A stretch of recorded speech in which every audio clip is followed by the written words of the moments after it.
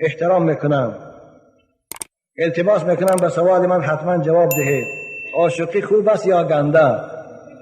من پسر را دوست می‌داشتم ولی به دیگر جوان خانه‌دار شدم.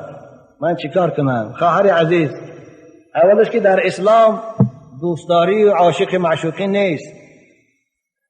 این عاشقی و معشوقی دروغه که لیلی و مجنون است و دیگر گلشا و ورقه است و امروز دنیای غرب در فیلم ها میتید و هندوستان در کتاب یعنی کینا فیلماش میتید، همه دروغ هستند.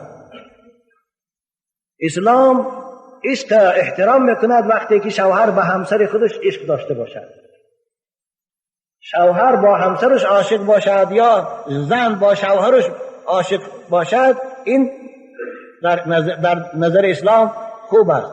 اما دختر بیگانه رو دوست داشتن که به سبب این دوست داشتن به یکدیگر واخرید و به یکدیگر نزدیک شوید، این در غضب خدا گرفتار شدن است. قرآن یک لحظه از عاشقی یوسف قصه زلیخا بیان میکنه در سوره یوسف که آخر چی شرمندگی آورد. زلیخا خانم شوهردار بود، حضرت یوسف دوست داشت، به اصطلاح امروز گیم عاشق دیوانه شد. آخرش خواست که حضرت یوسف در دام خودش غلطاند، پروردگار یوسف خلاص کرد. ببینه وقتی که از در برآمد شوهر شدید شرمنده شد، عشقش فراموش شد، دوستیش فراموش شد. شوهرش گفت که من این به من قصد بد کرد، خواست که به من تجاوز کنه، بتونه که خودش این کار تشکیل کرد، بالای یوسف ده گناهش بار کرد. بنابر این عاشقی شرمندگی است.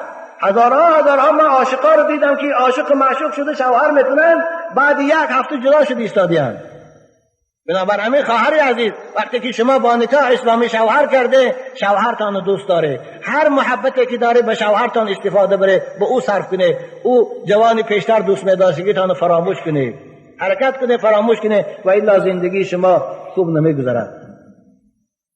داملای عزیز، من شما را همچون پدرم